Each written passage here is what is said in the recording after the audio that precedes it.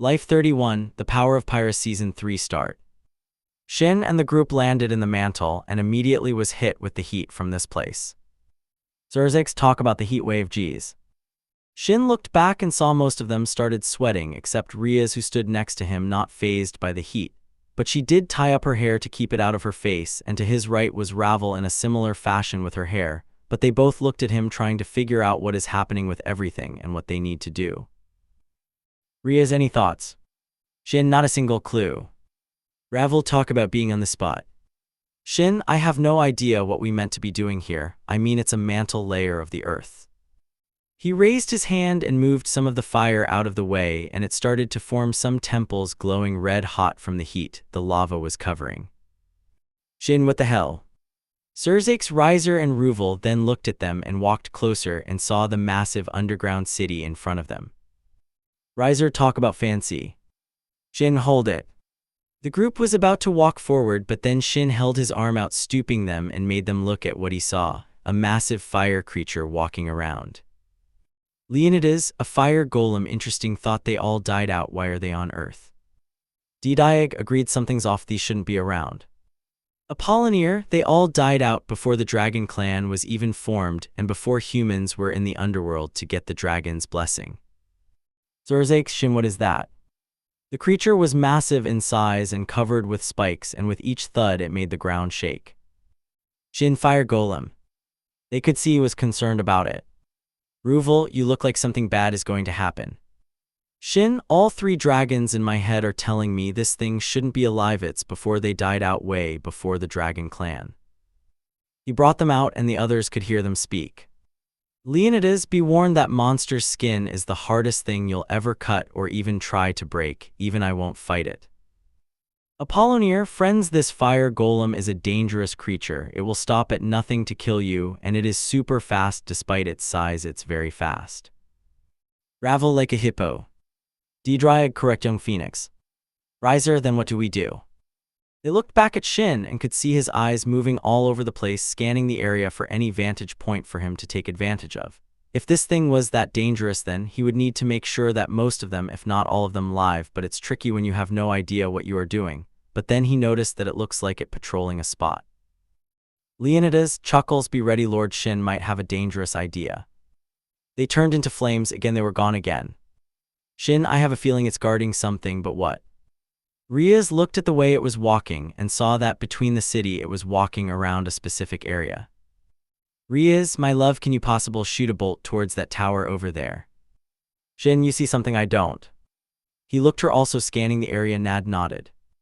Riaz, yeah, I think so. Shin made a peace sign and formed an arrowhead out of his fire, then pulled it back like a bow and arrow, and then shot it towards the tower she pointed at. As the arrow made contact, the golem went wild and moved scary fast where the bolt hit, and it shattered the tower like it was nothing. Once it inspected the location, it went back onto its patrol path like it was before. Riaz, besides its reaction, we need to see what is happening in that sector. There's something there. Look at how it went back to where it was before. Shin, thank you, babe, that helps a lot, but its reaction is it sounds sensitive. Shin held out 3 fingers and created more arrowheads and shot them in 3 different places. It intently bolted to each area and destroyed the area where the bolts went and made a ruckus in those areas. Ravel, you don't think we could disorientate it if we make some firework-like attacks? Shin, no, I don't want to risk injury. Right now the better healers are in the other parts of the world. The whole sanctum started rumbling and another 2 golems came out, but one was earth and the other was another fire golem. They all paled when they realized that more of them could come from this movement of the tectonic plates.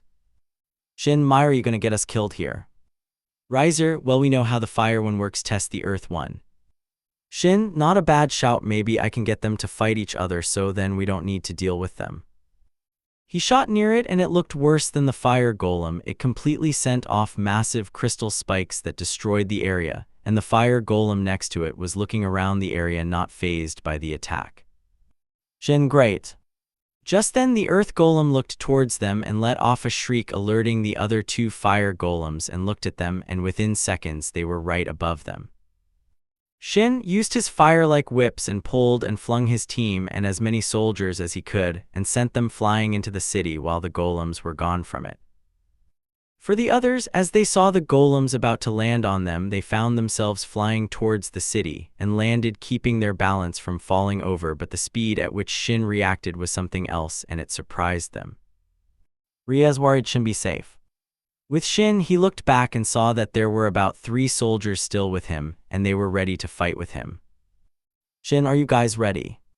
Solder 1, you bet I am. Solder 2, I sure as hell hope so. Solder 3, you know this might not be a bad death. Shin, sound remember use any crackling sounds that you can and get them off me and I'll try my best to hurt them. You think you can get away with that? Dro * war cry. They ran and set off the biggest explosions they could use and got the golems to look away from Shin, who started with his new half-dragon form burst into flames, pushing back an attack from the golems. Sirzechs, quickly we need to move and find out what they're protecting. They all nodded and ran to the sector where the first golem was started, looking in the buildings. Riaz, anything? Ravel, not at all, it's a dead end here. They ran into a building and a large explosion went off and scream followed from one of the soldiers left, with Shin screaming in pain. Then a harder explosion went off, shaking the whole area. Sirzechs, look at this. Sirzechs looked to his side and found a book. Ruvel, They came closer and opened the book and found a key. Sirzechs, you have to be shitting me. Riser, why is there a key down here?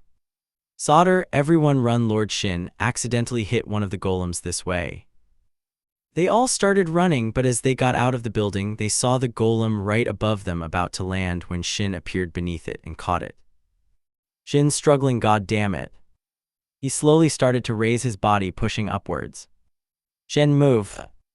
As they ran away, they watched as the other 2 golems jumped towards Shin.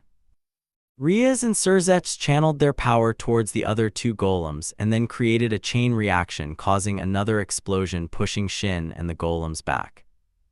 Ravel, what was that? Riaz, I don't know. Sirzechs pulled out his sword and then looked at the group. Sirzechs, as his monarch, I need to stay go all of you and find out what the key does. Riaz, got it. Sirzechs jumped into the air and created a spinning tornado with the sword he got from Law and spiraled towards the stone golem and landed next to the Shin. Shin, bleeding from the head, nice of you to show up. Sirzechs, we found a key, we not sure what is going on, but they going to handle the rest. Shin, fair.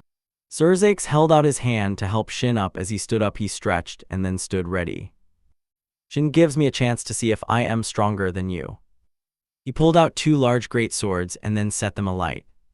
Shin, aim for the earth golem, it's triggering the fire ones, they blind. Sirzechs, how did you figure that out? Shin, the 3 men with me noticed it. Sirzechs, noted. They both bolted towards the golems and attacked the earth golem, and they noticed that its chest started gaining a crack. Sirzechs, so it can be hurt. He bottled forward, followed by Shin. Sirzechs jumped and created a spin slash, and as he did, the law sword reacted and split the area in half, freezing the golems in their places.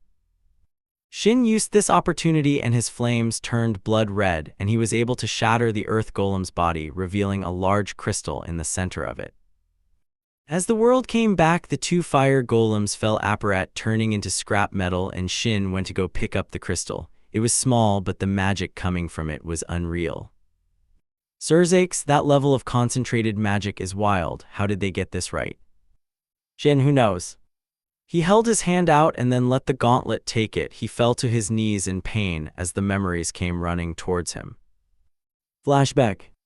There was a man draped in elegant cloth walking around the city where they were now, and there were other men, children, women, pets, you name it. The city thrived in the mantle.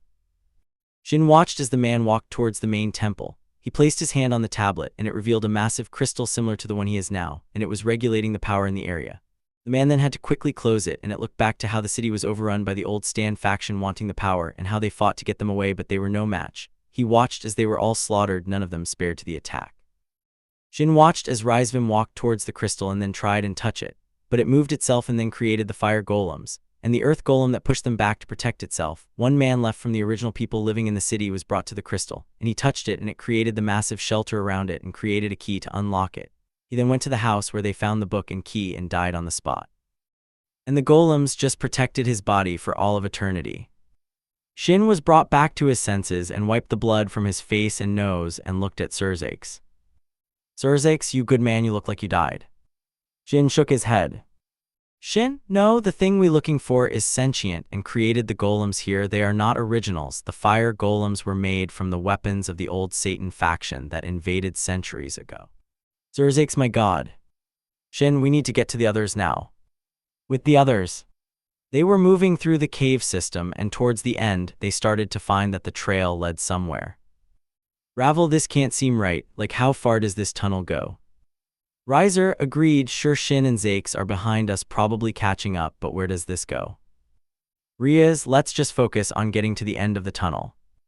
As they walked, they noticed the damage starting to grow worse and worse, as if there was a struggle some time ago. As they carried on walking, more skeletons, bodies, and even tools and weapons were left behind by those that came before them. But the further they ventured deeper into the cave, it slowly started becoming darker and darker. Riaz, let's see something. She raised her hand and set off a few flare-like balls, and it illuminated the room. As light began to fill the room, they noticed the skeleton of a massive creature. Its fangs were just as big as Riaz, and its claws were something else. Ruvel, of all my life have I ever seen such a creature. The cave had come to an end, and the last thing was this creature. Riaz, what is it? It doesn't look like a golem, it's something else. She went closer to it, and the skeleton fell to its side, falling apart. Ravel, I guess it chose this as its final resting place.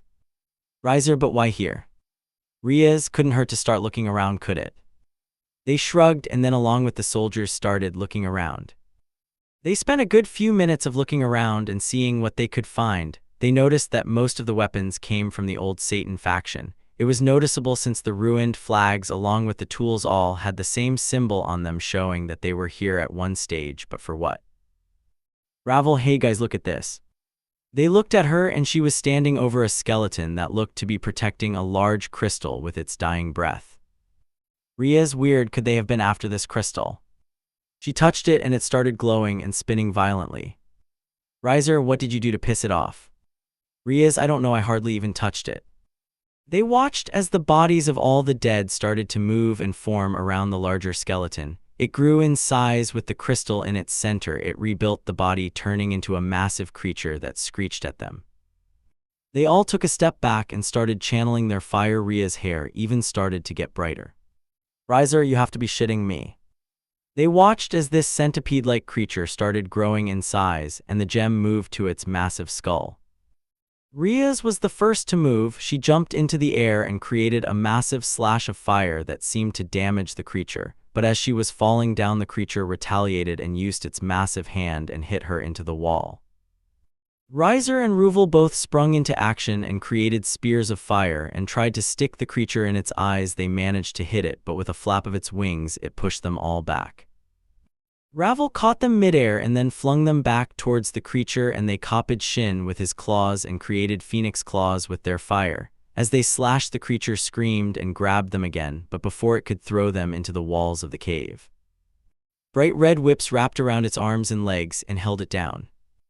They looked to their side and saw Riaz holding it down with her hair. The fire abilities gave her abilities none of them even thought were possible. Riaz struggling, guys move, it's your chance, hit it with everything you got.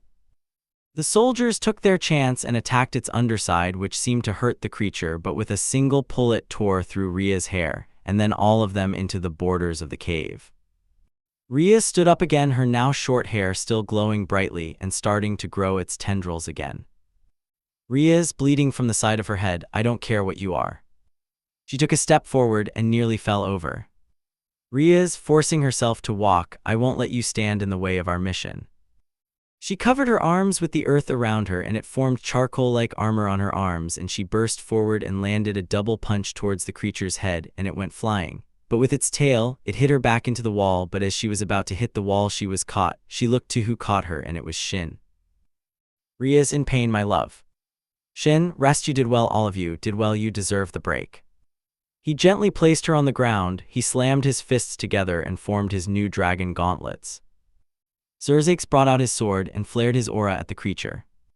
Sirzechs, let's show them how it is done, Shin. Shin with pleasure.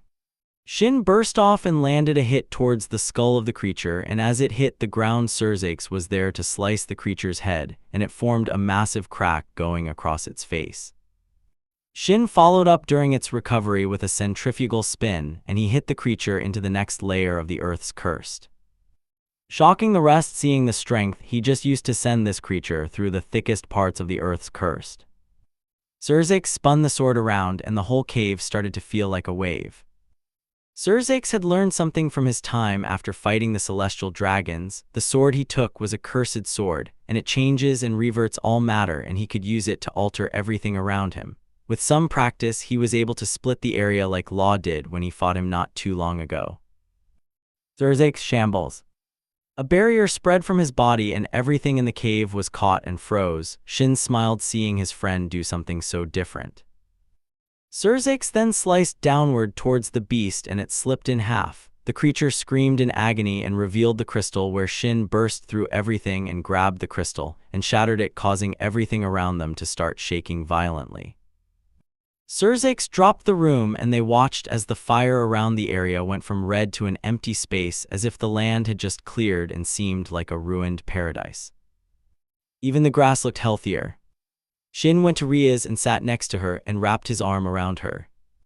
"Shin, you look so sexy with short hair." She hit his chest and just rested in his arms.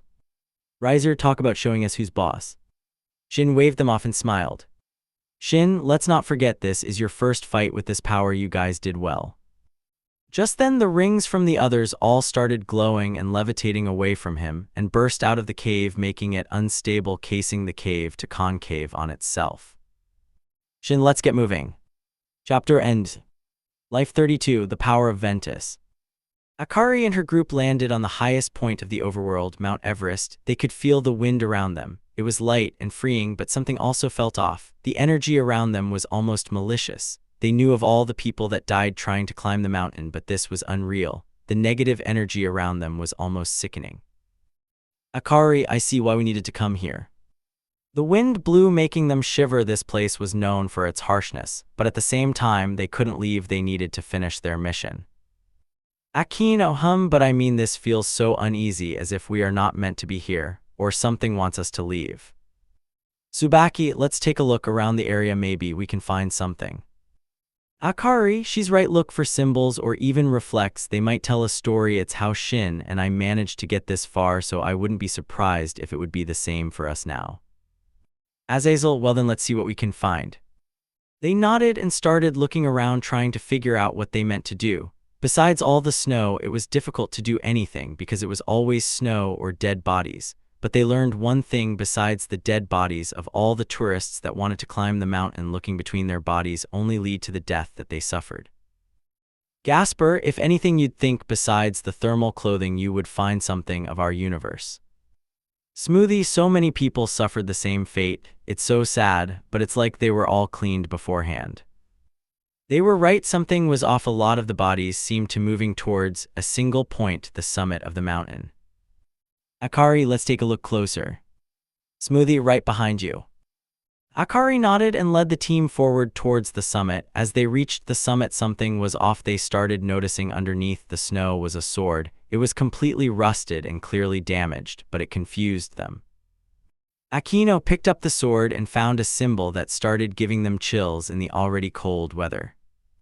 The sword had the old Satan faction symbols around it, showing that they were here already, and it was unclear if they got what they wanted from the mountain. Akano, this is bad. They have been here. Gasper, but looking for what? Azazel, good question. Let's use our heads for a few minutes. Maybe it's not the point of perspective we looking at. Momo, then let's see. They all took to the air and saw that once floating from even higher, the summit of the mountain terrain was the center point of what looked like a deserted city. Anyone walking up the mountain wouldn't see it from this perspective, and no one flies around the area due to it being too high, so no planes saw this place. Akari, whoa. Momo, dude, whoa is an understatement. I mean, look at this. We can only see this since we are negating the wind magic around us and using it. It's no wonder they all died. No one would see this ever. They all took in the view for a few seconds, then Tsubaki broke the silence and awe for them. Tsubaki, I know you just said no one would see this, and I agree, but do you also see the creatures living in the area, or is it just me? Akari, confused, what? Tsubaki, look. She pointed at one of the buildings, and they saw small penguin-like creatures that seemed more sentient and understanding of what they were doing in the city. It was thriving given there weren't many resources here for them to live off of. They flew closer to the creatures to see how friendly they were, and as they made their approach they saw loads of wind magic spells coming towards them, ranging from arrows to slashes, or even large pieces of rocks coming towards them. Azazel started glowing green, and with a single flap of his wings he created a vortex, catching all the things flying at them and pushed it back in multiple directions, shocking the creatures that they were this strong, and stood shocked watching them about to land. Akari released her aura, and on closer inspection all these creatures seemed like penguins and raised their flippers in the air or dropped their weapons, showing they surrendered and didn't want to fight anymore.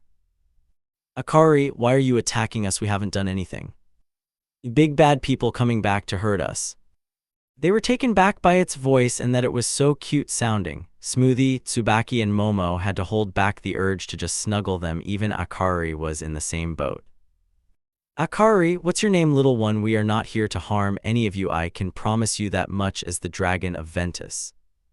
My name is Death Adder.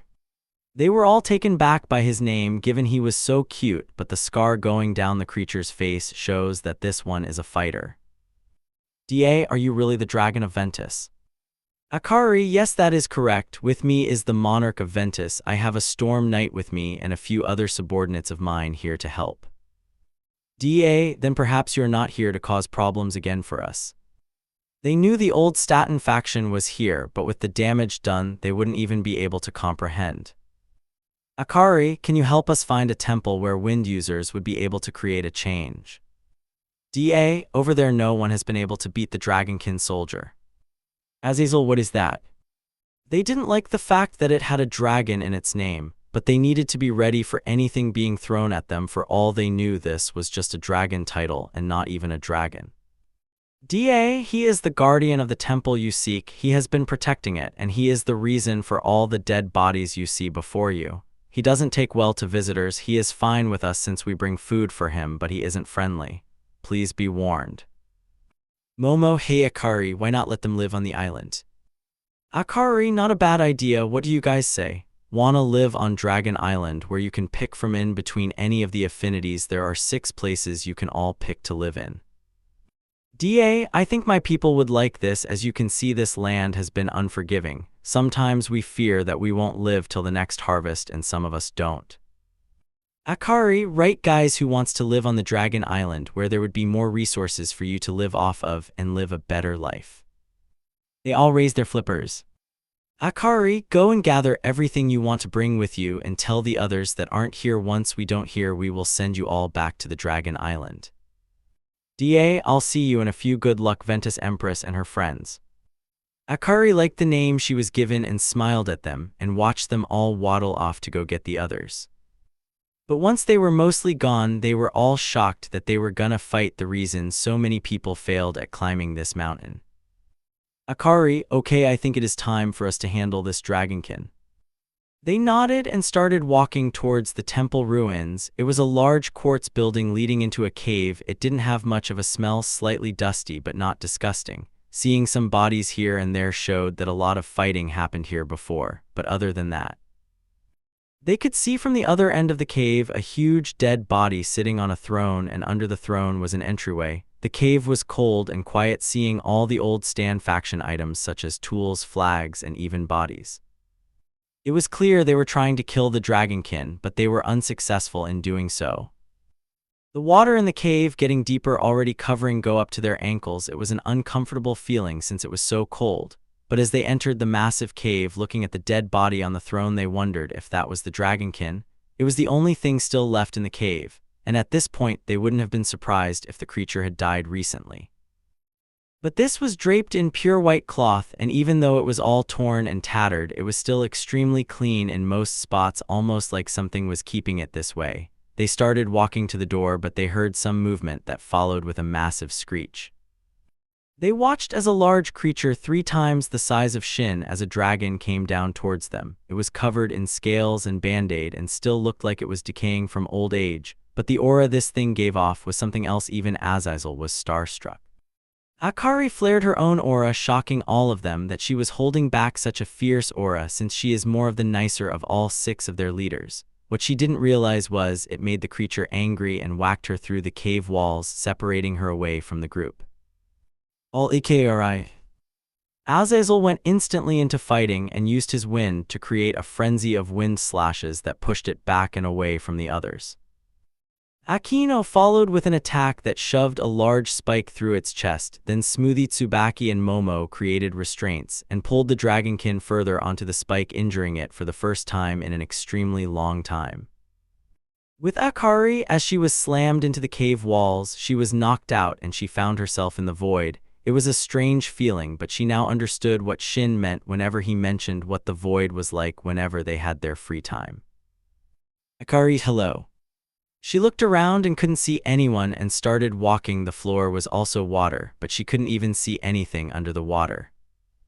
My dear, look at you. You grew up to be so big and strong without me. I'm glad to see Shin is looking after you and keeping his promise to me.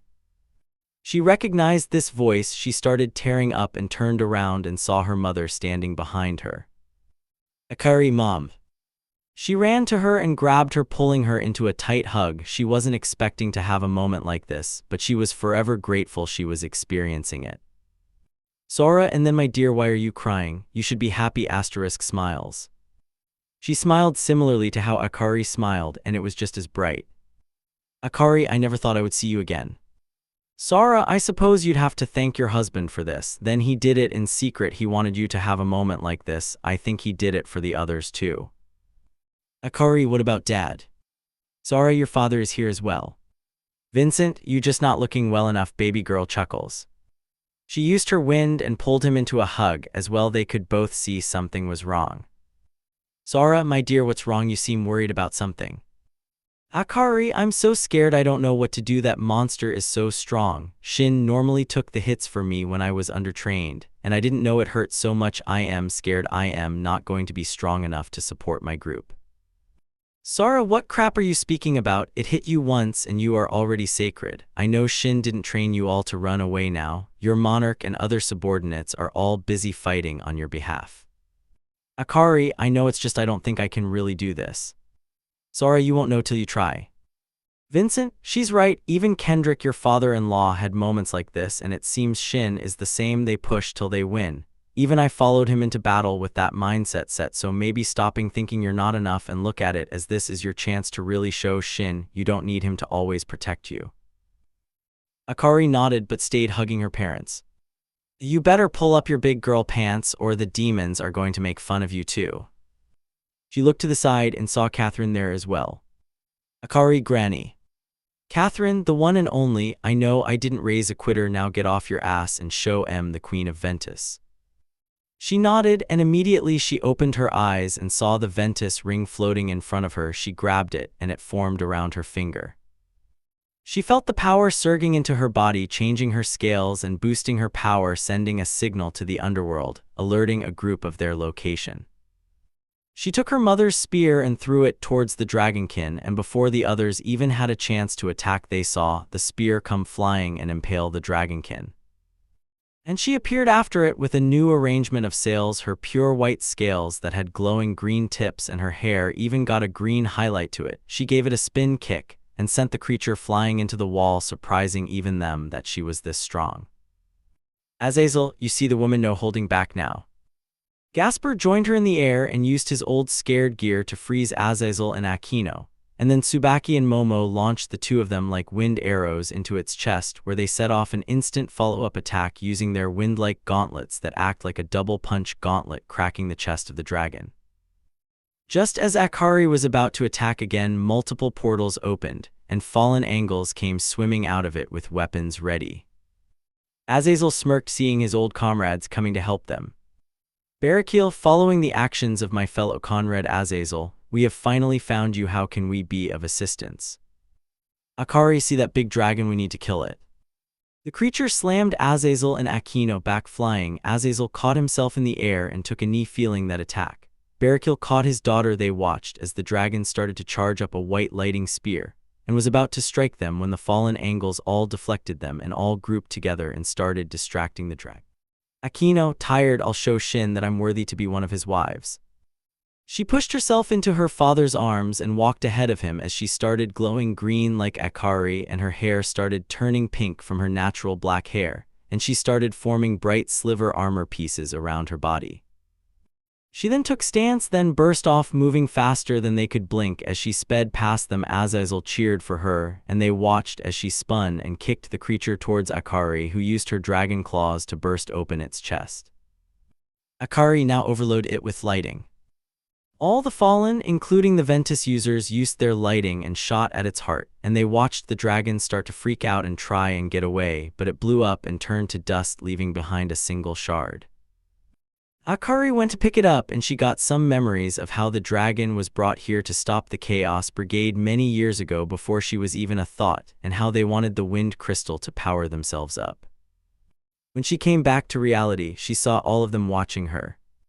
Akari, alright, great work guys, really good work, but before we go do what we need to do, why did you guys all come looking for me? Barkwell, the overworld is already aware of the whole devil faction overtake, and that wasn't part of our agreement, so we went to the best option we could choose: join the Ventus Dragon Queen, and follow her, since we all know the Dragon King Shin was Issei and is your husband.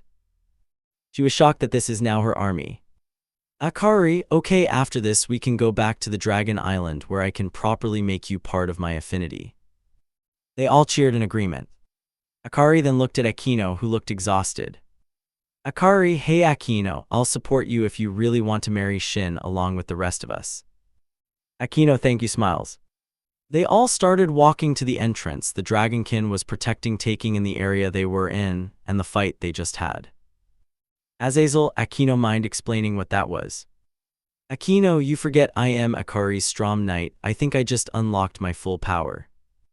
She smiled, feeling proud of herself. Even Barakiel was proud to see what his daughter had become, and the rest of the fallen angles followed them to see what that monstrous creature was protecting. Akari, you go girl, that was really amazing, all of you. I couldn't have asked for a better team. They were all pleased with themselves, and once they walked into the entrance they noticed the massive wind crystal. Akari walked towards it and shattered it, breaking the crystal. Akari, they're not even the Stan faction that will ever get the wind affinity boost. They felt the whole room shake, and it alerted all of them, since this was different. The area isn't known for earthquakes, and she saw the Ventus ring come to her with Skyras following it. Akari, I thought I grabbed it. Azazel, maybe you were pulling the magic from it and now it's here. Akari, we can figure that out later, we need to move. They ran outside, and she opened a portal to the Dragon Island for the fallen and the native creatures, and once they were all through they quickly teleported to their meetup place with Shin and the others. Chapter End. Life 33, The Power of Aqua. Minami and her group landed in the Arctic Circle, and the cold took them instantly, and they could feel the immediate change in temperature. Minami, freezing, good days, it's cold. She hugged herself, and then Seraphal used her magic to make some warmer clothing for them to use. They started warming up, and Locke jumped out of her arms and grew slightly larger and not his full height. Sona, okay, so where do we go from here? They looked around each other, and there was nothing besides a few dead trees and a blizzard that was picking up its intensity. They could feel the wind starting to swirl around them, blinding them more. Minami, we need to see what's causing the world's currents to act as they are. Shin told me about needing to try and stop them, since they are the reason most weather occurrences happen. They nodded and started moving through the snow. The wind was strong enough to start pushing them back. They figured that Akari was already doing her thing given the raw intensity of the wind. Locke grew a bit more and kneeled down in front of them, letting the girls jump onto his back as he walked through the snow while Volley walked beside it. Volley, besides penguin shit, I don't smell anything else. They themselves tried looking for anything and couldn't find much. When they really tried, they couldn't find anything, which confused them. They were only picking up each other. Graphia, not only that there's no life here besides us. When she pointed that out, it started becoming clear what was going on. Something was very off. The lack of life even under the water was concerning. They were now stuck and didn't know where to go. Minami, confused, but there's meant to be tons of animals in the area like foxes or hares. What happened here? Volley, well, clearly something is here. Sona, but what? Besides this massive blizzard, we can't see anything. Even if there was something, we probably walked past it at this point. They looked around and nodded in agreement. Minami, then we make shelter. She used her ice abilities with Serafal and made an igloo for them all to sit in. Locke sat in his small form on her lap, and she gently stroked his back. There was a brief silence while everyone was catching their bearings. Serafal, don't suppose anyone brought a lighter? They all shook their heads and tried their best to not let the cold really get to them. Since they were ice users, it wasn't as bad, but at the same time this cold was different, very different. Sona, perhaps the weather is reacting to something. They were about to comment on her statement when Volley took all their attention. Volley, or something is causing it. Sona, confused, what do you mean? They all looked at him and noticed his eyes were deep blue and scales started growing off his face, but he was looking below them, below the ice they were standing on.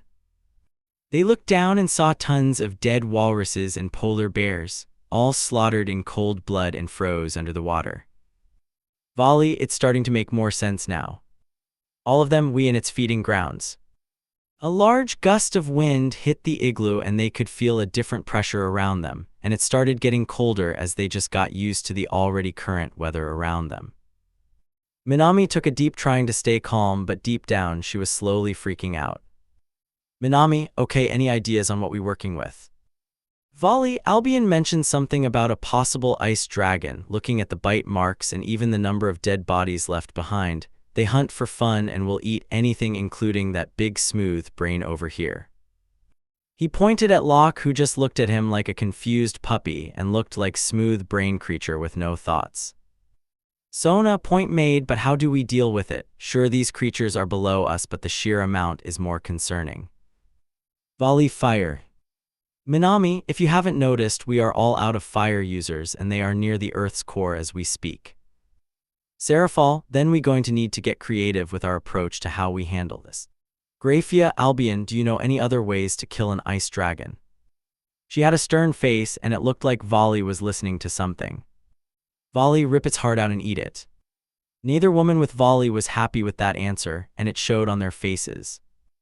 Volley, hey, don't look at me, it's what the dragon in my head says. Neither of them disagreed with the plan, but the thought of eating its heart was the problem. Minami, sighs, let's first see what we are dealing with. It couldn't even be a dragon for all we know. They nodded and left the igloo, and as they left the shelter they all froze the blizzard and shoved it into the upper atmosphere, and there they saw it, 2 massive ice dragons and a large orange ape. They all stood in shock seeing what they were dealing with. Volley, fuck. He was grabbed by another dragon and it blasted him back with its ice breath, and Graphia went after him to help him. Serafal and Sona decided to create a large amount of ice spikes and sent a large wave towards the giant, but it slapped its hands together and shattered the wave, and the other dragon took the sisters away, leaving Minami and Locke alone with the ape. Minami, worried, oh no. They were slammed into the ice with a large club and the ape laughed. With Graphia and Volley. As Volley was flying away, he caught himself in midair and created a massive ice spear and sent it towards the dragon and charged it with his fist covered with his spectral ice. Graphia followed up with ice spikes trying to keep it in place, but it set off a roar that sent shock waves through their bodies and they had to take a knee, and she started growing a crown over her head made of ice, and her eyes started getting a soft blue glow as she was starting to channel more power, and her clothing started changing. She watched as Volley was calculating his next moves and planned to move with him any way he did. Volley, enough. He set off his roar and his ice breath started eating away a small part of the dragon and he injured it. They watched as the infected spot slowly started spreading around its wing before he could burst off to hit it. He was grabbed by his shoulder and he looked at Graphia. Graphia, wait, don't just rush off and try and outpower it. Use that breath of yours, you're a stronger version of an ice dragon, your breath seems to eat through them. Look carefully at its wing. He looked at it and saw the dragon inspecting the area while it had a chance to do so before it started taking a deep breath and shot its ice breath at them. They dodged and created a wall of ice to cover them. Volley, then follow my lead. She nodded and both started creating a massive funnel of ice, and Volley roared into it again, and it ate the dragon away.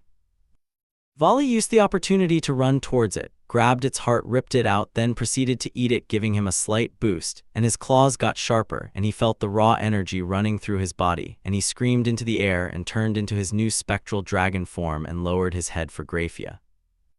Graphia, let's see who we can go find next. They took off into the sky, with Seraphal and Sona.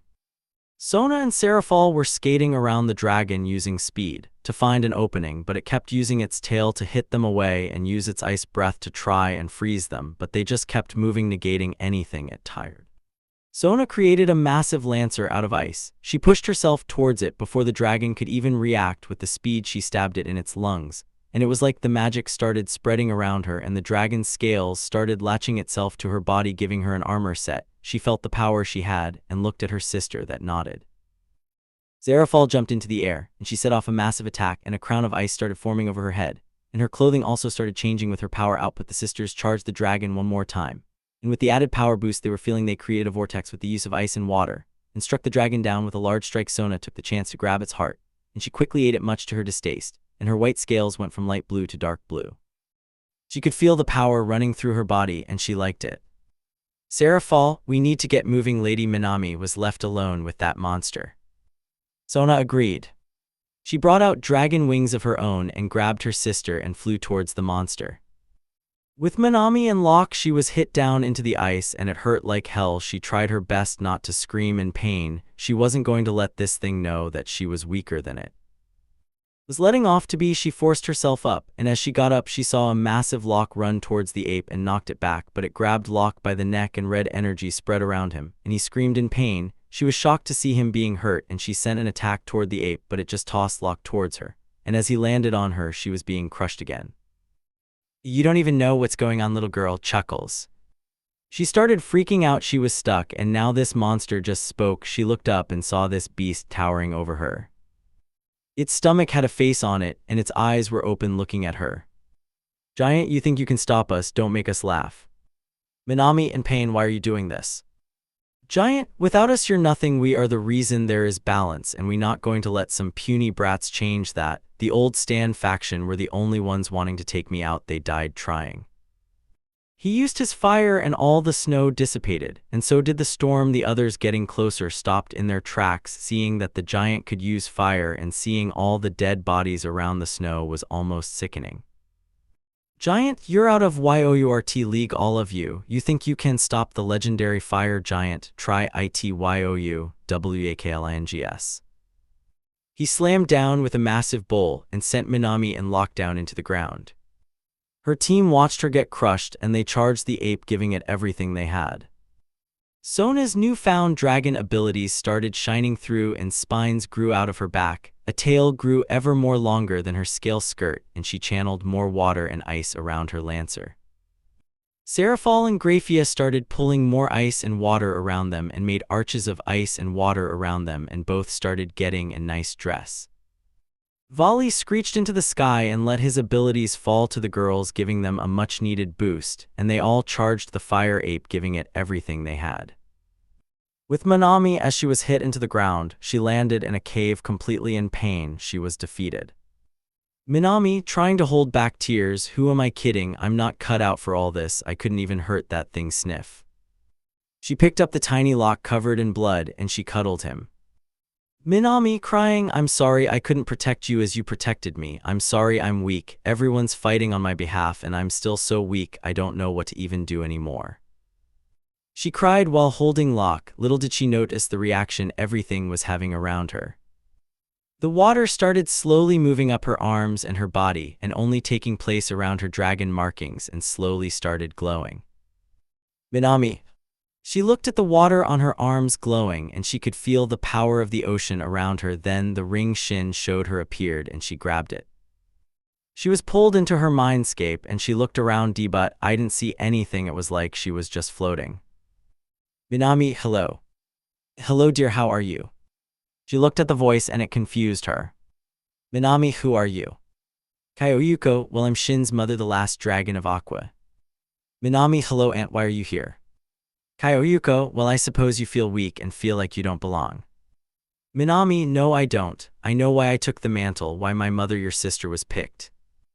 Kyoyuko indeed forced to be the bearer or the next water dragon, and she died giving birth to you since you took all her magic and the curses they used to make sure you would be the next in line for the title. Seems like Corvo informed you of that. She nodded and seemed sad thinking back about it. Her parents weren't meant to go through what they went through, but they had to. Kyoyuko, I do miss my sister a lot. You resemble her a great deal. Minami, I wouldn't know, I never had the chance to, and then on top of that Shin placed all this trust in me, yet I don't think I can. I mean, look at me, my followers are stronger, way stronger. She looked to her side and saw them fighting for their lives. Kyoyuko, indeed they seem stronger, but you are stronger. Minami, how? Look at me, I'm a mess, 2 hits and I'm out for the count. I shouldn't be here, it should have been your daughter if you had one. Being the direct descendant of the real water dragon, not me, I was a mistake. I mean, look at Shin, he can use both water and fire at the same time even. He knows what to do where I'm just standing here not knowing what to do. Kyoyuko, why do you see yourself as a mistake? Kendrick believes in you, Corvo believes in you, hell even my dumbass son sees it, now why can't you? Smiles. Minami. Kyoyuko, you know Corvo didn't tell you one thing since he didn't know about it, but my sister was given a choice. She could go under the ritual to turn herself into the new water dragon and never have the chance to have kids or have a child knowing that she'll die when you were born. Mother and father gave her all the options, ins and outs, and multiple other options for her to pick, but she wanted to have you. You want to know why? Kyoyuko walked closer and placed a hand on her shoulder, and she looked up at her aunt. Kyoyuko. She knew that you would be the perfect water dragon. Mother and father used all their magic to embed into you, and so did your mother and father, creating a worthy successor for the Aqua Affinity, which is you. Why do you think you have the features in the way you can feel the water around you? It's father's direct link to the original water dragon. Mother's links to emotions felt when you're in the water and how it flows. Your mother's natural boost to the water around her, and your father's unbound power with the water and ice.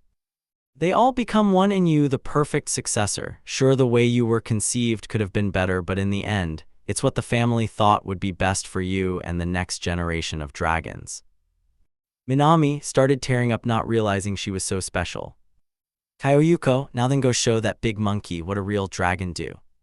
She nodded and was forced out of the void, and the cave around her was shaking violently. She could feel Shin and the others making their marks and changing nature itself.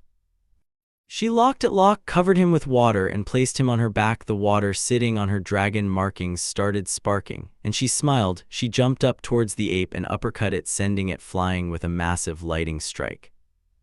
Sona, you're alive. Minami, yes, I am alive, why wouldn't I be?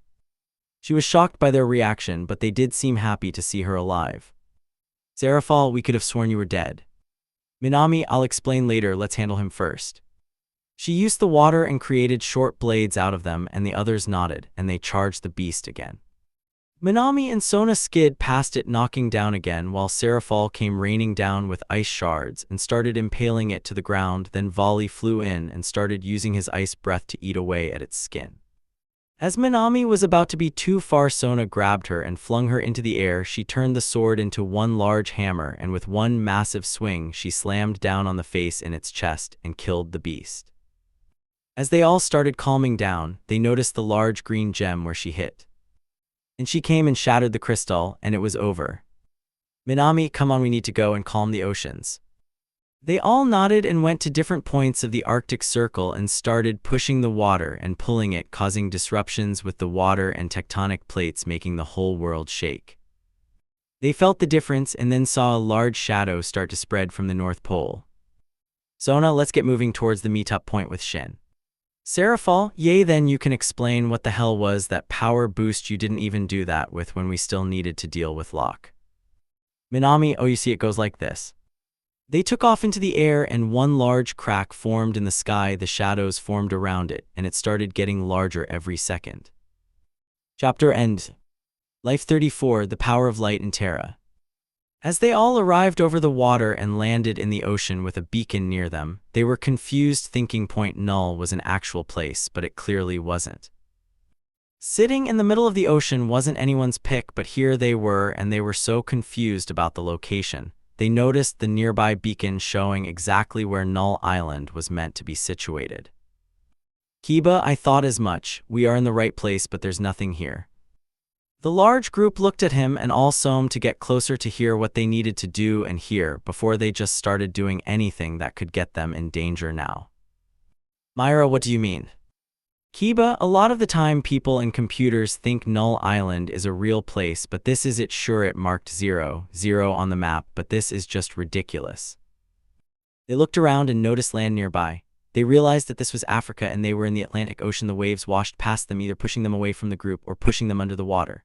This caused a lot of the Terra army start using their abilities to make flotation platforms for them to sit on so they could be out of the water, so they can get their bearings and figure out what they needed to do once they were all out of the water.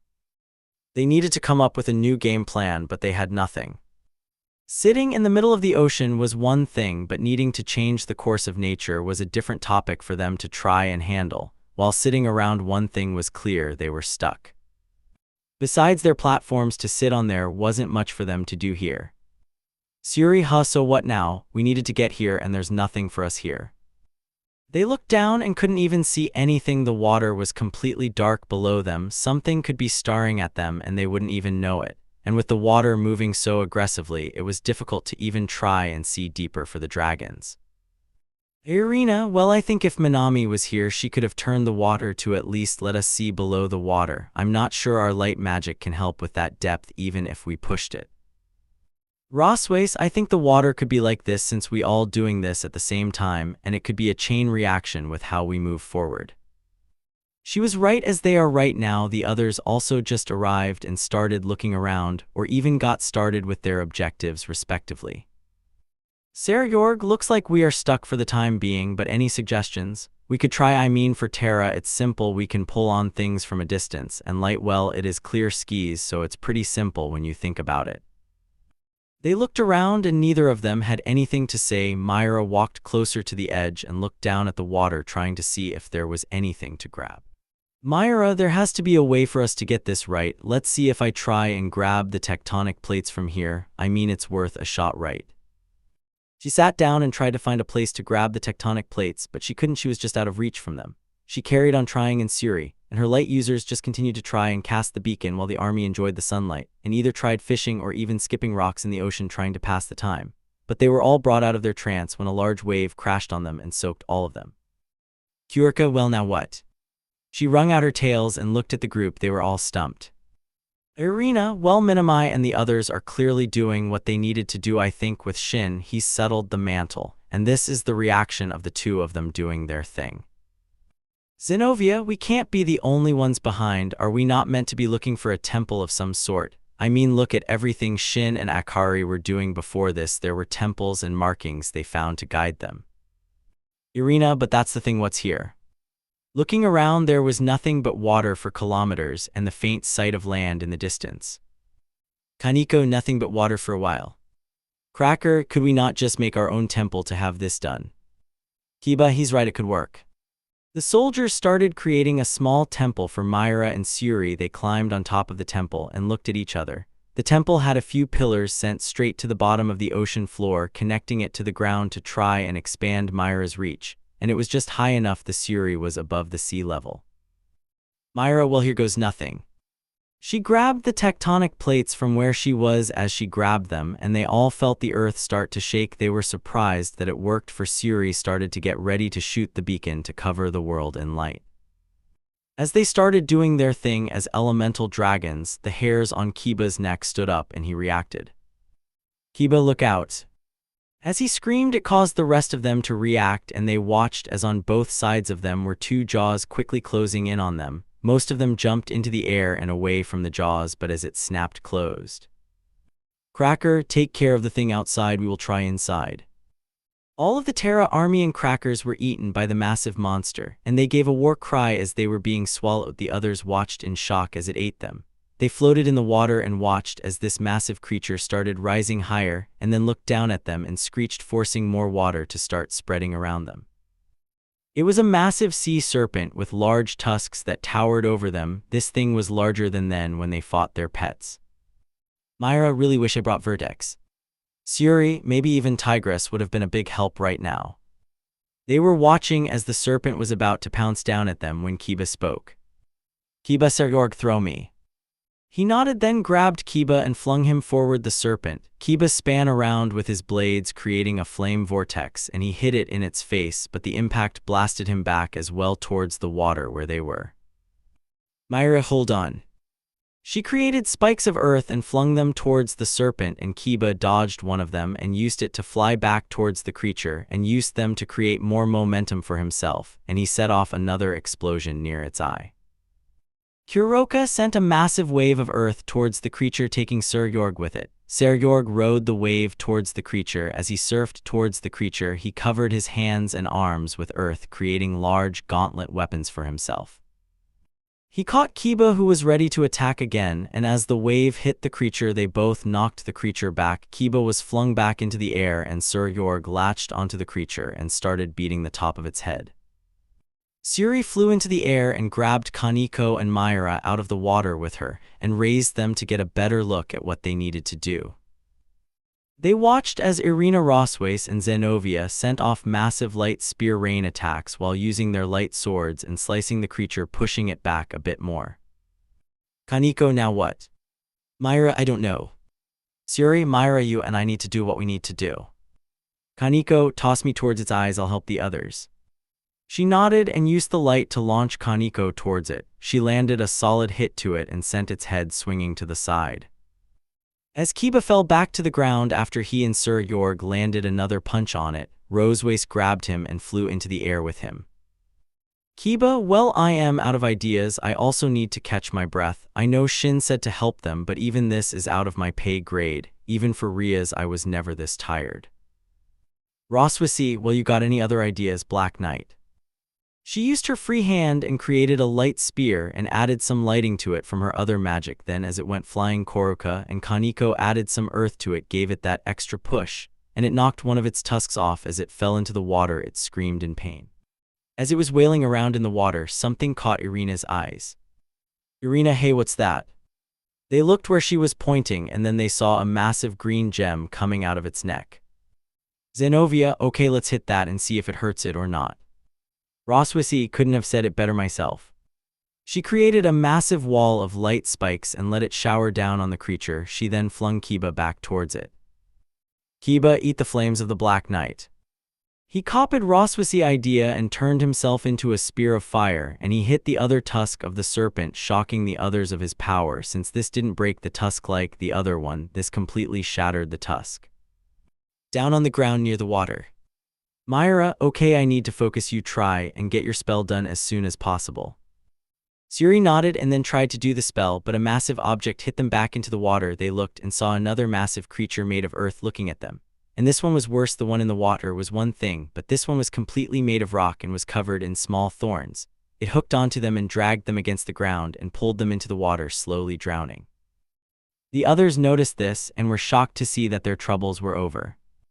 They noticed the first serpent was already in pain, and before they could react, the other earth serpent had pulled them into the ocean already. Both quickly started losing oxygen and slowly started drowning as water filled their lungs.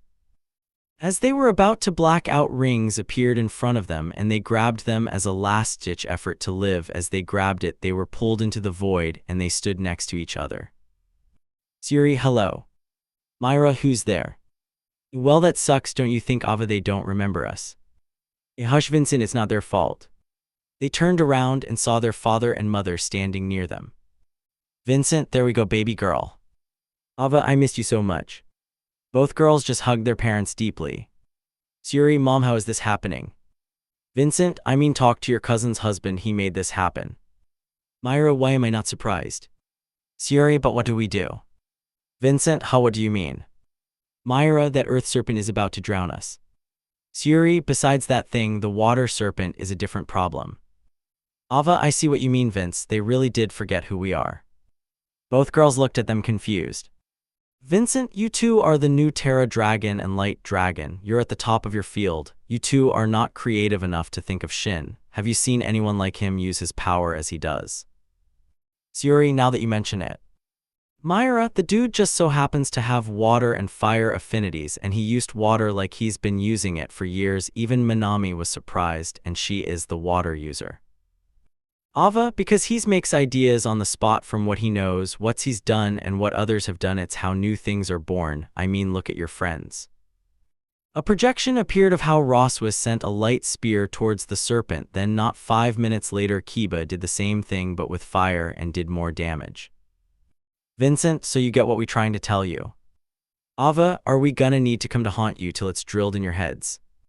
Both girls smiled and they were pulled out of the void. Myra forced the serpent into the air and Suri followed, and then both of them screamed. Both Dragon Slayer secret arts combined territory of Arath and light. The whole area started shaking and the others all started getting a power boost. Both serpents were pulled out of the water and placed on a platform made of light, and they were all able to get proper bearings for themselves. Kiba, tired, great, does the most work and doesn't get a boost. I see how it is. Irina says you've been killing it the whole day, Kiba. Suri, she's right, it's our turn to do some fighting.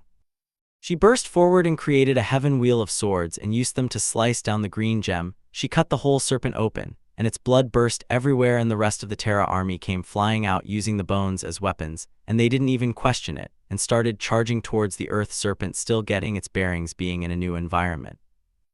But it dived towards the dead water serpent, and it absorbed the dead one and grew in size as it roared into the air. Myra and Seryorg came flying down with massive stone fists, and Sucker punched its head, creating a loud cracking sound. As it was about to react to the pain, Kiba Flash stepped towards the gem on the earth serpent and shattered it with his swords. Then he was caught by Irina, who flew him back to the others. Irina, nice work, Kiba. Kiba, I try, but my days, I need a break. I've been doing too much for one day. Myra, and you deserve that break, Kiba, but for now let us do what we need to do. Suri, she's right, it's time to be leaders. They watched as Myra pulled the tectonic plates with ease, and Suri started spreading the beacon of light, covering the world with light with ease. Zenovia, looks like you got your rings. Suri, yup, Mom really called us stupid when you think about it. Myra, you telling me that? Dad didn't sugarcoat it one bit. Cracker, well, thank you for saving us, Lady Suri. That serpent bone will make great weapons for us. Myra, I know, right? Let's see if we can turn those into blades or something for you guys. They all cheered, and as they finished casting their spells, they watched as massive storms started forming and lightning started running down on them, and they watched as tears started forming in the sky and shadows started spreading from them. Myra, we need to get to that meetup point. Looks like Akari and Saji have also been busy. They all nodded and flew to the meetup point. As they flew away, another crack formed, but it was different from the shadow cracks. Chapter End. Life 35, The Power of Darkness. Saji and his group landed in the abyss of the world ocean. They knew they had to be underwater and came prepared to wear gear that would help them with breathing underwater.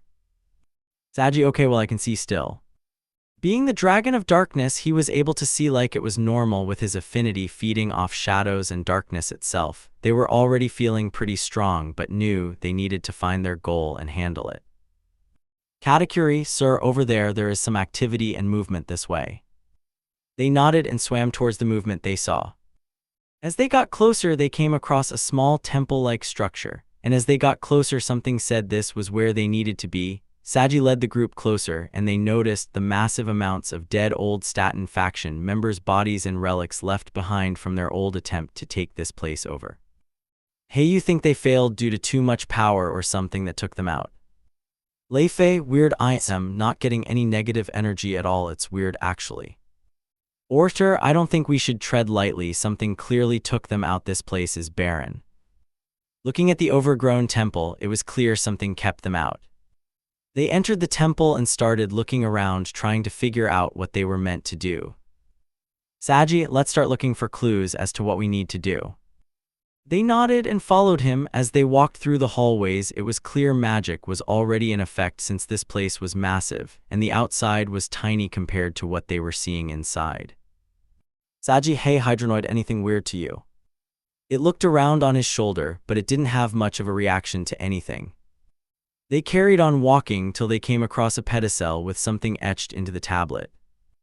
Saji, for come the great dragons, the protectors of nature, the balance that the world needed. With that, their time has come to an end, and their other enemies known as the Old Stand faction created ways to contain their powers and create their super devils. Where they failed was to confirm the deaths of the children of the dragons.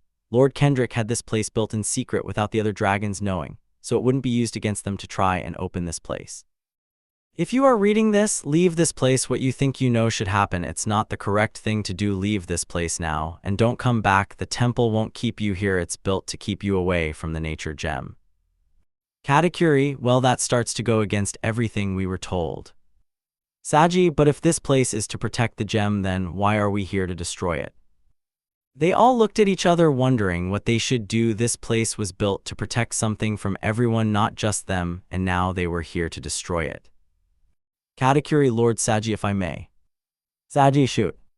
Katakuri, perhaps Lord Shin is aware of this and sent us here for good reason. Would it be wise to really go against what our leader instructed us to do? He hasn't given us much doubt in his actions. Lefei, he has a point. My time being with you all is one thing that is clear. Shin knows what he's doing. Other, indeed so. If he sent us here, he's clearly wants to end something that is holding everything back. Saji, sighs, guys, I get what you mean, but it's just now I am conflicted. This place was made to protect what we now know as the nature gem, and it says this place was made to keep it safe and lead us away from it. He kept quiet for a moment in thought. Saji, Shin wouldn't just send us blindly. Even when we were on that other island, it was calling to us, and we found that gem, and that boosted my power greatly. They are in the same boat as me right now. Breath. He took a deep breath and then spoke. Saji, look, Shin sent us here, and I intend to get this done. They nodded and walked with him. As they walked for a few more minutes, they felt the currents against the walls of the temple increase, and the pressure around them started getting a bit worse. Lefei's nose even started bleeding from the sudden increase of pressure. Saji, the others might have started their objectives.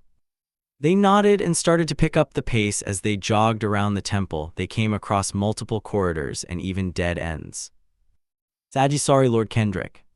He covered his arm with his shadows and shattered the wall, and it opened a pathway for them to carry on going. As they entered the room, a large golem made of bones stood in front of the next doorway. Wait, let me try something.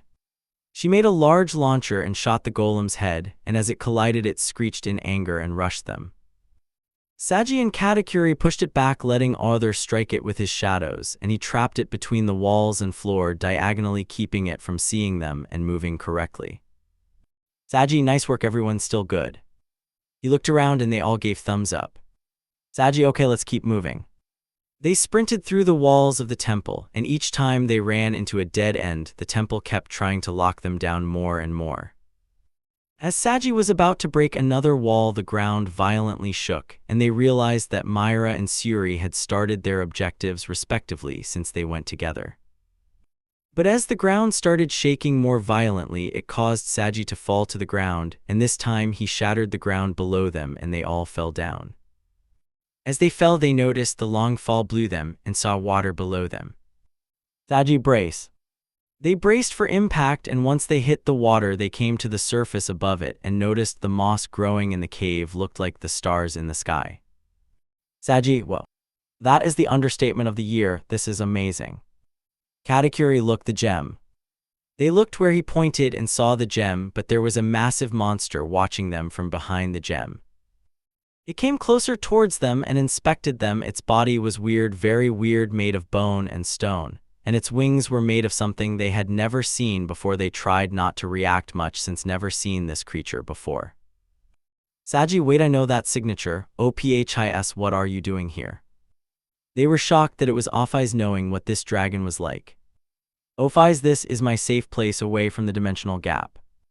They heard its voice inside their heads. Even Hydronoid woke up and started listening. Saji, look, sorry to disturb you, but we are not looking for a fight. We just need to destroy that gem and we will be on our way. He was forced out of the water with snakes picking him up, and she screamed at him.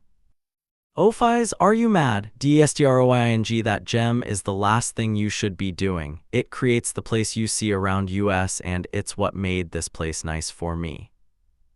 She tossed him back into the air and tried to drown him and the others, pushing them down with her telekinesis. As Saji was being forced down, he looked at Hydronoid and the creature latched onto him, and Saji started turning into his half-dragon form, powered and backed up by Hydronoid, and forced Ophis back and pulled the others back to the surface. As they came up, they realized they could stand on the water. Katakuri, good to know we are not completely handicapped here. He turned his arms into massive swords and got ready. Oh, they're my thoughts exactly. Lefei floated behind them and spread the shadows around them, and this started to disorientate Ophis, and she started to put her focus on two major players, Saji and Lef. Oh dear, whatever should we do? She pulled out multiple weapons and got ready. Saji was the first to burst forward and gave her a triple spin kick to the head, knocking her back. As she landed back, Katakuri and Other came and sliced her chest, leaving a large slice going down her chest. She retaliated and used her tail to knock them back, and while they were being knocked, Baby 5 used 3 launchers and shot her eyes with them to blind her for a few moments. As she screamed in pain, Saji then came with his eyes glowing purple, and she saw this and was surprised by who she was facing. He latched onto her and started drawing her power, leaving her weakened. She pushed him back with her wings, but she felt pain rush through her body and shadows started spreading around her body. She looked and noticed Katakuri smiling. Katakuri, reap a revenge. She screamed in pain and the shadows started eating away at her skin. She collapsed and Saji stood in front of it and looked down with his shadows leaking off of him.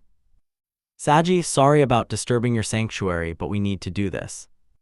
Offeyes, cover the world in shadows, be my guest, but you can suffer alone with the consequences that follow. Saji, like what? Offeyes, these gems are to keep nature balanced in the overworld. Destroying them created unresolved havoc for everything and everyone. Saji, we have our orders. I am sure my leader has his reasons for making us do this, but I am willing to give you a counteroffer that will make this worth your time. Ohais turned back into her lowly form and looked up at him, all beaten and bloody. Saji, I am the new dragon of darkness. Come with me and I'll give you the slice you so seek for. Offeyes, the thing that I'd have to do is have this. Saji, be my friend. You can sit in my soul. It's quiet and relaxing. Lend me your power and I'll give you peace. Offeyes, why would I? Saji, I am sure you noticed that the first time in ever you've been beaten, and we are ready to kill you. My main man Katakuri over there still has his reaper's revenge on you, and this time I'll make him turn up the lethal factor, and the consequences that follow, we will deal with this. He held out his hand and she gently took it. Offeyes, you better know what you're doing. Saji, I am sure we'll figure it out sooner rather than later. I'll even let Shin know. She nodded and turned into energy, and she went into his soul, and as per their agreement, he felt her powers intertwine with Vritra's. Dragon powers in his hair got a purple strike in his fringe from her powers. Baby 5, well done, boss man. Saji, we're not done yet. Come on, let's get this sorted. He went to the green gem and he could feel it scared, almost like it didn't want this, but he took a deep breath and with a single strike, he shattered the gem and started spreading his shadows from the altar where the gem sat. They could feel the power difference in everything. It was clear that Shin and his group had settled the mantle. Akari and the others had washed over the world with the clean ear, bringing the wind of freedom. Myra and Suri had sealed the tectonic plates and created a beacon of light to spread around the world, and Minami and her group had started spreading the freshwater, healing the oceans with her water in the polar ice caps. Now was their turn. As they started spreading their shadow, the world around them started cracking. Achir, what in the world? He looked at one of the creeks and looked back at the others. Author, this creek leads to the underworld. Saji, but how? Luffy, if it's happening here, it's happening everywhere. We need to get to Shin now. Saji agreed. He opened a shadow portal and went to where Shin had them meet up. As they left, the whole area started falling away, revealing more of the underworld, showing more and more of it on the other side. Chapter end. Life 36, here we are. While the group was shattering the gems of nature, people in the overworld were put in a worldwide shelter watch. While they were doing this, the world started going into shock. Clouds covered the skies, and everywhere a different problem was happening, whether it was snowing in the desert, or even volcanoes spewing magma into the air, or the continental drift completely moving in the opposite direction. Many people called it the end of the world, and this was their punishment for not looking after the planet. This caused rioting, looting, murdering, and crime to skyrocket everywhere because no one knew what to do in a time of need. Nothing was certain. Many countries encouraged help each other and to stick together, while the lesser countries became war-ridden, blaming each other for the problems that occur in front of them. While this was going on, Heaven Gate was struggling to keep up with the influx of problems. They tried their best to keep up with the issues, but it was useless. Even the other devils felt this problem. Then at one moment, darkness spread everywhere, consuming the overworld and underworld entirely. Everything felt calm, everything felt slowed down drastically. Then a projection appeared for everyone to see and hear in various languages. Shin, hello, my name is Issei Hyoudou, the Fire Dragon. If you're seeing this, please do not fear this process my group and I accomplished led us to destroy something that was a temporary fix to keep nature balanced. And with us now taking over that process, the world went into shock. So as it seems now everything has gone to hell once the layer of darkness we spread everywhere, it leads us to create the fix the world needed to handle the problems that were caused by the human race. In the projections, everyone saw nukes being sent to him, but it did nothing and had no effect on him or the group in the projection with him. Shin, don't try and attack us. We are more powerful than you think. This is only the beginning. When we are done here, you won't even recognize the world you living in. The projection stopped and they noticed Saji and his group come towards them. Saji, do we fucked up? Shin, what how? Saji, these gems weren't keeping nature in balance, they were keeping the overworld and the underworld separate. Look at this. He pointed to a tier near them, and when they looked inside, they could see the underworld on the other side. Saji, do we need to stop this? Shin, but how uncle mentioned that we should have done this. Saji, that old man is losing his mind, we need to act now before this all goes wrong. The group watched as the two argued. Another projection appeared on screen. Hello everyone, I hope you're happy with our little friend's progress. I must say I am impressed. They did something that I never could have done myself, bring the destruction of the overworld. The man laughed, and when Shin looked he saw Rizvim standing on the screen, extremely amused by their outcome. Shin, what do you want? Rizvim, I want to thank you as all you did my dirty work. Who would have thought affecting your uncle's mind that faithful night would eventually lead to this? He started laughing again and Shin gripped his hands, realizing they were being played. He fell right into it and led the others into this mess too. Rizvim, I suppose I'll see you around, boy. Even my pathetic grandchild thought he was saving the world. There's nothing you or that shit show of a group could possibly do to stop us. Not the barrier separating the overworld and underworld is about to break, so see you around, brat. The projection went away and Shin took a deep breath and flew into the sky. He grabbed Rizvim and the two started fighting. Saji, we need to try and stop these cracks. Riaz, Akari, anyone else knows where the largest crack is? My team and I will go and try and seal it while we still can. Akari, the North Pole last I saw. Saji, right, okay, everyone go and try and keep these cracks from getting any larger. They nodded and took off and once again spread all over the world to stop the cracks. Suri and Akari went to Kyoto and looked at the massive crack forming in the sky. Akari, Lady Yasaka, please stand back. Yasaka, I'll get the guards to try and keep the peace around the city. They nodded and they were about to grab. They noticed Shin and Rizvim flying past them in the air, leaving shockwaves with each strike. In the air. Shin, you're finished. Rizvim, yes, feed into that anger, boy, you're nothing. Why do you think the devils overtook your clan so easily? Shin brought out a blade from the top of his hand and uppercut him into a different crack, and they were in the underworld. The two went flying as Shin beat Rizvim in the face. Rizvim pushed him off, sent a light attack against Shin, and blasted him back. A curse was cast on them, and the fight between Shin and Rizvim was being broadcasted everywhere over the world, underworld, and even Heaven's Gate. Rizvim, you're weak compared to me. Had years to absorb your Familes true strength. Shin flipped back up and used Leonidas, and his fire turned blood red and his speed picked, and he flooded Rizvim with punches, breaking his ribs. On the last push, he used Apollonier and used his water and flung Rizvim into the air, then used Dedrag's ability and sent Rizvim flying even further, but he used his shadows and pulled Shin with him through another crack. Saji and his group saw them land near them. Saji and Shin stood ready and then started both attacking Rizvim. Shin used his fire and flung himself towards Rizvim, where he countered with earth. But as Shin landed a foot on the wall, he set off an explosion and was sent flying back and was caught by Katakuri. Saji came in and froze him in place, then Shin was flung by Katakuri. He forced the most sent off him and landed another punch to Rizvim's chest, and the two went flying into another crack, and they landed in the old Gremory territory. And the devils moved aside, and Ajuka landed next to him. Shin brought out two swords and charged them together and blocked their attacks, but Ajuka got him stuck, and Rizvim used his own fire against him and blew him away. Shin recovered and pulled his shirt off, brought out his wings, burst off the ground, then sliced Ajuka's head off, and in the process left a slash along Rizvim's chest. The momentum of the attack sent them flying through another crack, and they landed in the overworld back in Japan, where Sona, Suri, and Akari were busy trying to close the cracks when they noticed Shin covered in blood, and Rizvim also covered in blood. They joined him too. Akari used her wind to create a vortex around Rizvim, and forced more oxygen around him. Shin burst off and set it alight, sending Rizvim into the air. Sona and Suri used a water and light attack combined and sent him flying into another portal. Shin burst off and followed him. And as he went through it, he was met with a blade about to hit his face. And he declared that they were back over Germany where Vali and Minami were, and they caught him and used ice rain to cover Shin, and he used the water to block more of Rizvim's firepower that started turning into black flames, where he then created a massive monster made out of all the elements that slammed down on the city. Shin flew towards it with the help of Vali, and landed another hit against Rizvim's head, knocking him down again. Shin used his tail and forced it into the monster's chest, and used his part of the dividing gear, and started taking as much power as he could, but the monster hit him back, and sent him flying through a few cracks, landing him back in Japan at his old school, where his old classmates where he stood up covered in blood and cuts, and they looked worried for him.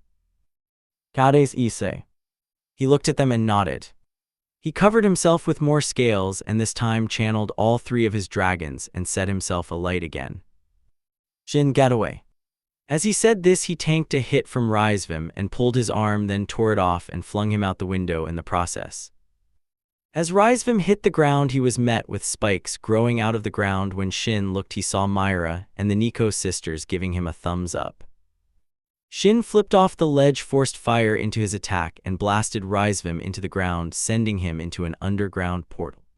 They landed in Brazil, where Riazekino, Sirzechs, Serafal, Grafia, and Azazel were, and they let off a barrage of attacks, weakening Rizvim more as they were pushed away. Shin came flying in and landed a foot on his back, and blasted him forward and sending him to the desert, where Cracker, Kiba, Serorg, Smoothie, and Gasper were, and they moved out of the way, and assisted Shin with trapping Rizvim in some molten magma, and Shin came through again, and sliced down with his water and fire blades, and this severed his leg. And last arm off, and they went flying into the underground temples. Shin, it's over, you finished. Rizvim, dying, you may have beaten me, but it's too late. The fight with me and you flying through the dimensions accelerated. The effect spits out blood. You are nothing but a useless brat, you know that. You didn't even see the bigger picture. Shin, Rizvim, that beast will be your undoing. No matter how hard you fight, it's over, we win. He grinned, then Shin grabbed his head and took the rest of the power he had left and left Rizvim as an empty husk of himself. Shin, the king never walks away from a fight. As he said this, he felt the power change, but it was too late. The world shattered around him, and he found himself falling over the ocean near the Dragon Island. He caught himself with his wings and saw many people falling to their deaths. They were magicless. He flew to try and save some of them, but the amount that were saved was small in contrast to the dead population that just occurred. Shin stood on top of the volcano that evening, looking over his land. He could hear all the crying from the people that lost someone. Shin had the old leaders of the overworld that lived imprisoned, and let the monarchs take the stand for a bit while he thought of the next plan of action. He could hear the rioting that was stopped by either the Pyrrhus army, Ventus army, or even the Trera army. He knew the monarchs and generals with the council of elders he had established would handle this part for him, because it wasn't just humans, it was also devils. When the overworld was destroyed, the Dragon Island was the largest land mass around now, and almost everyone started coming to the island, and having serious security checks with the beast pets they had. It gave Shin a real chance to gather his thoughts. He took a knee and tried to catch his breath. He wasn't going to let this get to him as much as it was on him to make sure that these things were. He still followed his uncle blindly, not thinking they could have gotten to him at one point. Shin. He looked back and saw Ria's Akari, Irina, and Hancock standing behind him.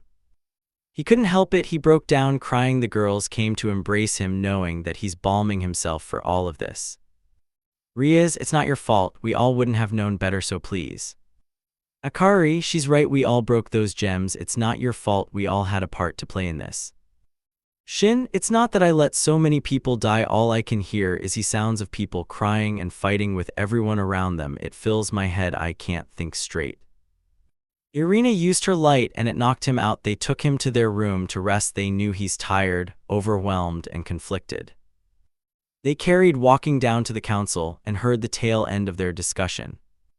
Venelana, we could set up some sort of assistance till they are categorized into their affinities.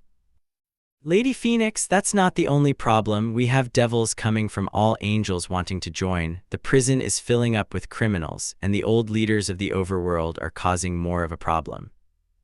Saji, my days, it makes sense for the humans, but why the devils? They had their leaders. Zeotics, I am not sure if any of you remember Shin's fight against Rizvim. We all saw it being broadcasted all over the dimensions for everyone to watch. It's also partly what some of the soldiers informed me about with most of the clean devils. Minami, hey girls, how's Shin? They looked at Riaz and the others, and they could see they weren't really happy. Riaz, the sounds of everything is overwhelming him. Irina, so I knocked him out to sleep, he's still severely injured. They all nodded in agreement. Ravel, Shin aside, we need to figure out how to get everyone to shut up outside, I mean, if it's loud for us now, imagine Shin. Suri, which is weird, maybe it's because we still knew dragons, but their noise isn't that bad really. Saji, now it's really bad, I mean look at this. He took out some thick earplugs. Saji, these are just barely making it easy for me to hear you all. Hanok, then there's Objective 1, settle the crowd. They nodded and Saji stood up since he was the next strongest dragon. He took to the projection system and spoke. Saji, all of you shut the hell up. Yes, we know you're confused. Yes, we know you're injured and want help. But dealing with the rioting and other devils coming in, it's making it difficult to get anything fucking done. Humans come to WRDS, the main CASTL devils stay in the city. Devils just try and come too. With the humans, the massive BASTES you saw busy searching you all with attack YOU. Once we get this sorted out, then maybe we can finish something and get you all the help you want or need. Saji, I am taking the humans to the abyss below. Suri, come with me, please. She nodded and the two left the council room. Riaz, okay, that works. Minami, come with me and the others to the devils. She nodded and Riaz went to the projection system. Riaz, devils, please make your way to the beachside gate system. We will meet you there. Rise, we going to take them to the beach and take them to Minami's lake. If I am correct, when we got back earlier today, I saw the people here finished building some homes. It looks enough to actually accommodate them for now. Sona agreed, I'll come with you both. The three left. Akari, status report. Corvo, I had run a look in my head, and besides the information about the gems, it was the only unstable memory that was placed in my head. Akari, good, okay, now then, tomorrow we getting the humans and the devils into their respective affinities, but this is the other problem, the humans, will they want to join? Myra, you have a point, sis. Aquino, well, I mean, besides them not joining, they don't have much of a choice right now, and with the added problem of the old world leaders, which Sirzechs and Azazel are interrogating to set the good ones go and kill off the bad ones, the recent devils that are known for crime are the next problem. What do we do with them? Lord Phoenix, good question, Aquino. Riser, I mean, this is only a thought. We make them foot soldiers and only force them out when we go to war, saves us our good soldiers, and we then have disposable. I know it's not the greatest idea, but I mean it's still something Shin might even want to remotely do. Kiba, you're not wrong, it's a seriously viable option. It would also instill a new law about crime around the island. It would keep crime on the low. But with the same mindset, we could use them as a labor force for a while, and then watch them and see the work through the ones that came here for new fresh starts. Akari, I like both actually, but guys, we going to need teachers for getting them human or devil up to speed. We have other things on our hands right now, and we can't waste time training people who won't be fighting with us.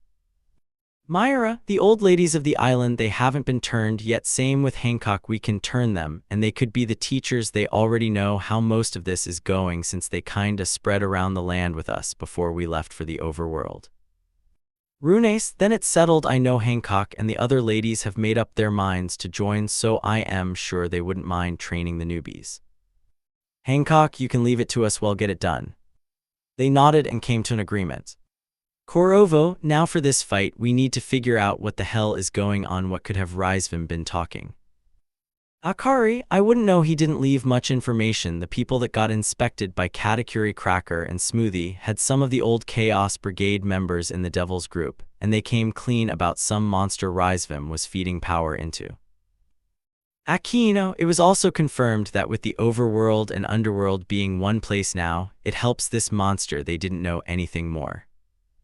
Zeotics, then I suppose we prepare for the worst. I know Shin isn't going to let anything slide, so when we get him up to speed, then we can move forward. I wouldn't be surprised if he's already come up with something to start us off on.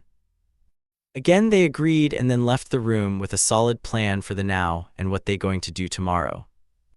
Chapter end.